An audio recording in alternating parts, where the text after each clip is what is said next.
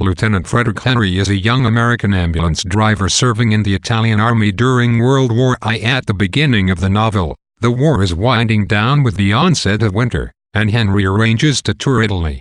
The following spring, upon his return to the front, Henry meets Catherine Barclay, an English nurse aide at the nearby British hospital and the love interest of his friend Rinaldi.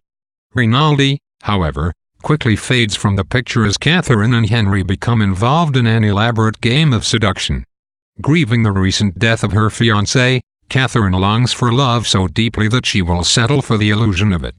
Her passion, even though pretended, wakens a desire for emotional interaction in Henry, whom the war has left coolly detached and numb. When Henry is wounded on the battlefield, he is brought to a hospital in Milan to recover. Several doctors recommend that he stay in bed for 6 months and then undergo a necessary operation on his knee. Unable to accept such a long period of recovery, Henry finds a bold, guerrilla surgeon named Dr. Valentini who agrees to operate immediately. Henry learns happily that Catherine has been transferred to Milan and begins his recuperation under her care. During the following months, his relationship with Catherine intensifies.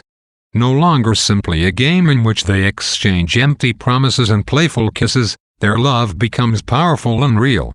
As the lines between scripted and genuine emotions begin to blur, Henry and Catherine become tangled in their love for each other. Once Henry's damaged leg has healed, the Army grants him 3 weeks convalescence leave, after which he is scheduled to return to the front. He tries to plan a trip with Catherine, who reveals to him that she is pregnant. The following day, Henry is diagnosed with jaundice, and Miss Van Kampen, the superintendent of the hospital, accuses him of bringing the disease on himself through excessive drinking. Believing Henry's illness to be an attempt to avoid his duty as a serviceman, Miss Van Kampen has Henry's leave revoked, and he is sent to the front once the jaundice has cleared. As they part, Catherine and Henry pledge their mutual devotion. Henry travels to the front, where Italian forces are losing ground in manpower daily. Soon after Henry's arrival, a bombardment begins. When word comes that German troops are breaking through the Italian lines, the Allied forces prepare to retreat.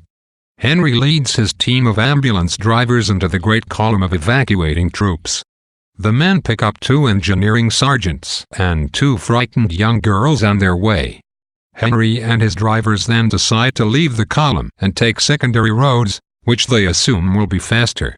When one of their vehicles bogs down in the mud, Henry orders the 2 engineers to help in the effort to free the vehicle. When they refuse, he shoots one of them. The drivers continue in the other trucks until they get stuck again. They send off the young girls and continue on foot toward Udine. As they march, one of the drivers is shot dead by the easily frightened rear guard of the Italian army. Another driver marches off to surrender himself, while Henry and the remaining drivers seek refuge at a farmhouse. When they rejoin the retreat the following day, chaos has broken out. Soldiers, angered by the Italian defeat, pull commanding officers from the melee and execute them on sight. The battle police seize Henry, who, at a crucial moment, breaks away and dives into the river. After swimming a safe distance downstream, Henry boards a train bound for Milan. He hides beneath a tarp that covers stockpiled artillery, thinking that his obligations to the war effort are over and dreaming of his return to Catherine. Henry reunites with Catherine in the town of Stresa. From there, the 2 escape to safety in Switzerland, rowing all night in a tiny borrowed boat. They settle happily in a lovely alpine town called Montreux and agree to put the war behind them forever.